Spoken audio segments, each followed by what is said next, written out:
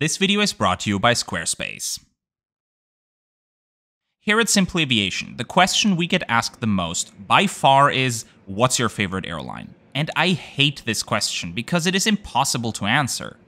There are so many things that can make or break a great airline. There's reliability, value for money, size of the network, quality of their hub airports, and then there's the onboard product, which can be up to 4 different classes of service, and even they might differ between aircraft types. So forming an overall opinion on an airline is really tough for me, and hardly any airline is as difficult to judge as a whole as Air France. Air France offers up to 4 different classes of service throughout its network, and even within these classes, it's as if they've never decided what direction they want to go in. Just as an example, look at how many different types of business class seats they have throughout their fleet. Aboard their A330s, Air France flies the Stelia Elysium seats. For their A350s, the airline just unveiled a new business class seat, the Safran Versa, which will be installed in their new A350s from now on. But so far, the A350s were equipped with Safran Optima seats, which can also be found on the small subfleet of Boeing 777s meant for operating flights to French overseas departments such as Réunion, Martinique, and Guadeloupe. On most of their 777s, though, Air France has the Safran Cirrus 2 seats, which can also be found on their Boeing 787s. But as far as I can tell, a few of their oldest 777s still feature the old Nouveau Espace Voyage seats. But some other 777s were refurbished recently and now have the newest Safran Cirrus 5 seats. Air France, make up your mind! Luckily, their long-haul economy class is not as convoluted when it comes to seat models, but they still have more than one seat type. Aboard most twin-aisle aircraft, you will find a version of the popular Safran Z300 seats, with some minor differences depending on when the seats were made. The only aircraft that are different are the newly refurbished Boeing 777s I just mentioned. Those now feature the Recaro CL3710 seats. And having flown long-haul economy class aboard Air France multiple times over the years, I always found the airline to be somewhat overlooked when it comes to the quality of their onboard service. So for my journey back home to Europe from Los Angeles, I wanted to give Air France another try and see if their economy class still holds up in 2023. I'm glad you're tagging along, so let's get going.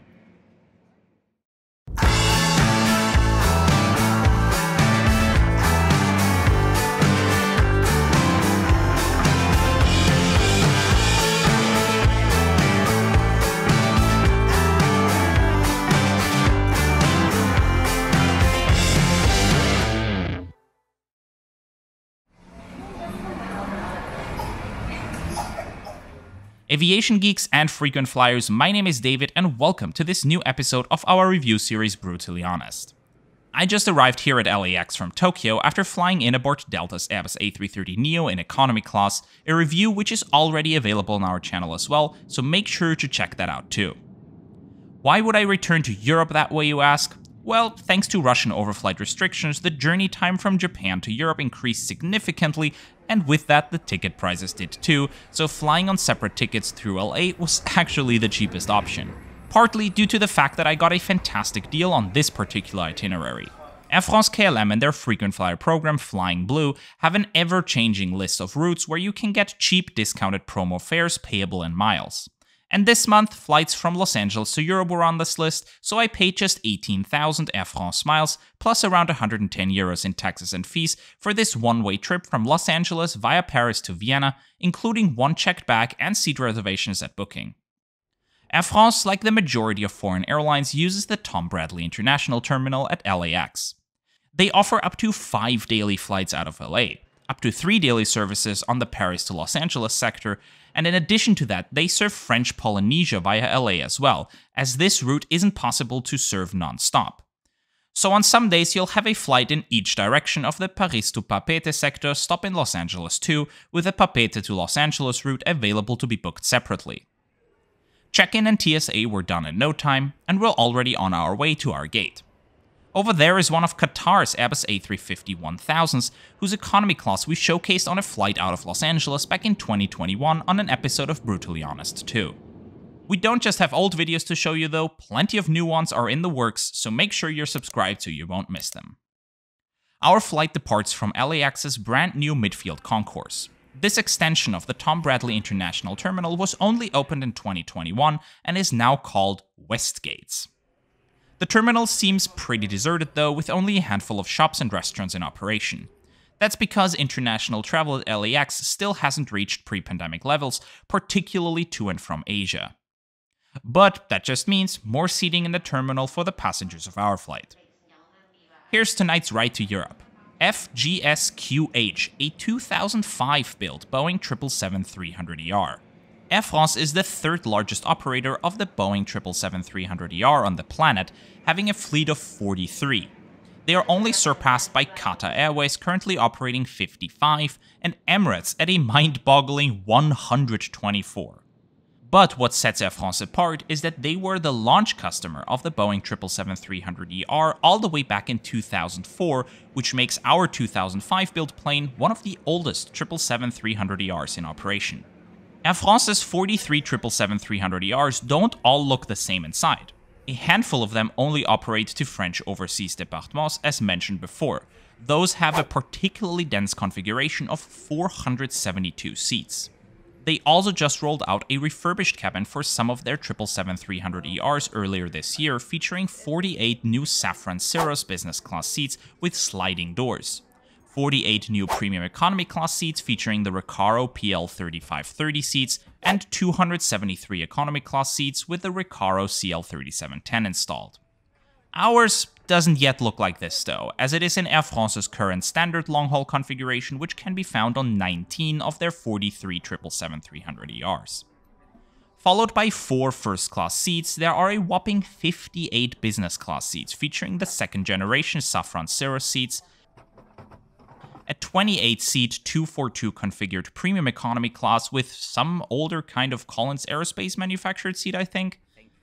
And we are here in the back, in economy class, which is fitted with 206 Safran Z300 seats in a 343 configuration, except for the last few rows where the fuselage gets narrower and the last row of the first section, which only has 2 window side seats, and one of those is mine. Each seat has a headrest which can be adjusted vertically as well as on the sides. Waiting on the seat already is a pillow which has a cover made from real fabric and not the scratchy single-use covers many other airlines use. A disposable mask, a refreshing towel, a pair of headphones, as well as a blanket. Being 180 centimeters tall, the legroom is good. The way I always judge it for myself is if my backpack fits in there sideways, because if it does, it's much easier to access, which makes filming these reviews a lot more comfortable. Universal power ports can be found between the seats. The seatback pockets also have these little extra pockets, which I always find very useful. On the back of the tray table, you'll find a cup holder. Otherwise, the tray table is quite normal. And up here we have a personal entertainment screen with an audio and a USB port beneath it, as well as a coat hook up here. As we're getting ready to depart, Air France plays their fairly new safety video, which I love so much. For your safety and comfort, please take a moment to watch the following safety video. Chaque fois que ce signal est allumé, nous vous prions d'attacher votre ceinture. Whenever the seatbelt sign is on, please make sure your seatbelt is securely fastened. Nous vous recommandons de la maintenir attachée de façon visible lorsque vous êtes assis à votre siège. We recommend that you keep your seatbelt fastened and visible at all times while sitting. Pour détacher votre ceinture, soulevez la partie supérieure de la boucle. To release the seatbelt, just lift the buckle. Pendant le roulage, le décollage et l'atterrissage, veuillez redresser votre siège, ranger le porte-gobelet, la tablette et le repose-jambes. Nous vous invitons à consulter la notice de sécurité placée devant vous. We invite everyone to read the safety information leaflet located in the seatback pocket. Merci pour votre attention. Thank you for your attention. Au nom d'Air France, tout l'équipage vous souhaite un excellent vol. On behalf of everyone at Air France, we wish you a very pleasant flight.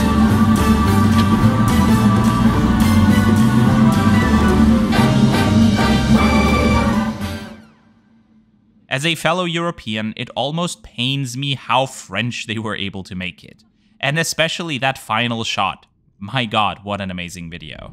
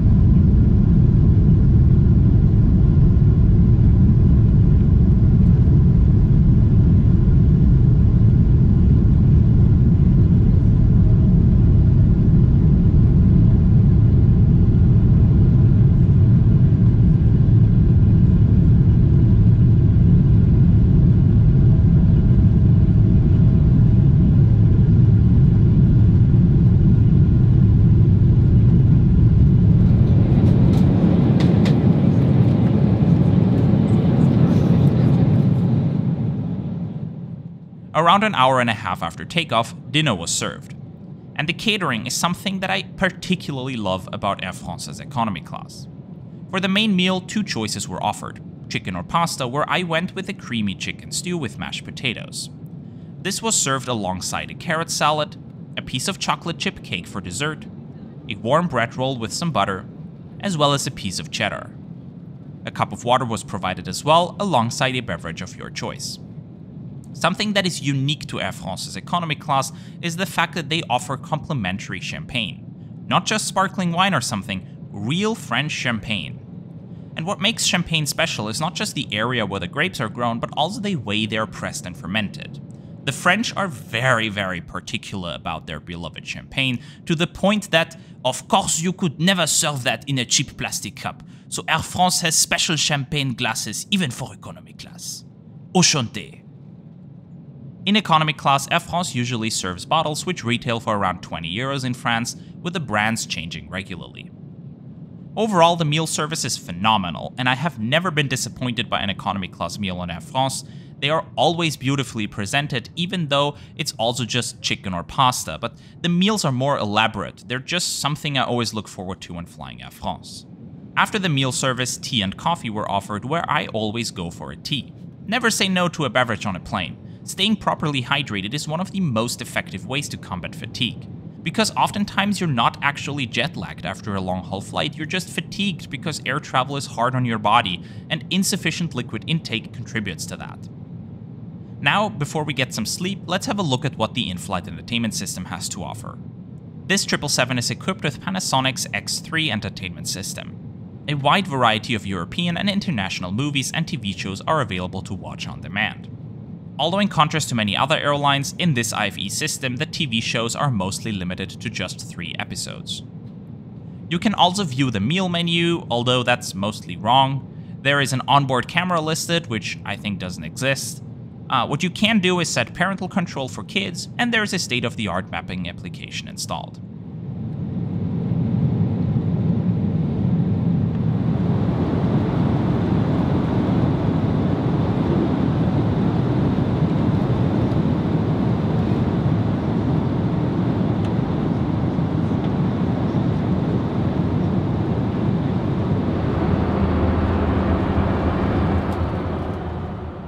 The lavatories are pretty standard, with a changing table available, and a bottle of the Aircraft Odor Eliminator 155. Cups of water, as well as other non-alcoholic beverages, were available in the galley.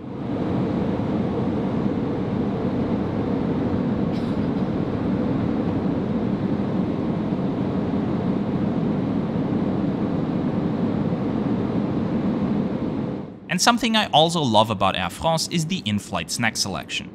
They offer a variety of high-quality French treats, and not just Oreos and crackers like many other carriers. I really appreciate them going the extra mile with this selection.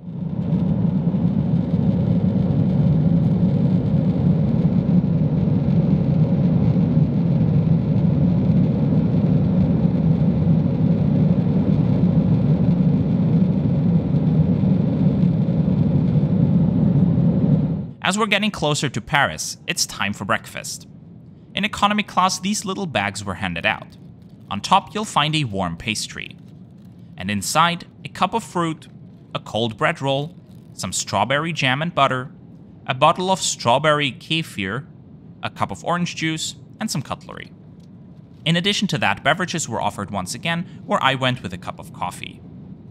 All in all, I'm very okay with this breakfast service. Plus points for the warm item, as well as the generous variety of beverages. I'm not 100% sure what that pastry was. The dough was similar to that of a croissant, although less fluffy, and I believe it was filled with a mild buttery cheese. As we're entering French airspace, I once again feel very happy about having chosen Air France. By no means is their economy class the best in the world, but the best in Europe, I believe that's something we can actually debate. The airline convinces with their reliably delicious meal services, the excellent beverage selection extending from champagne to French wines and non-French beer as well, over to the high-quality in-flight snack selection, all the way to a good breakfast service too. The cabin, albeit not the most modern aboard this particular 777, still offers all the amenities you need, from USB ports to power ports and a well-stocked library of content in the IFE. Plus points for the super comfy pillows with covers made from real fabric, as well as the refreshing towels handed out in the beginning.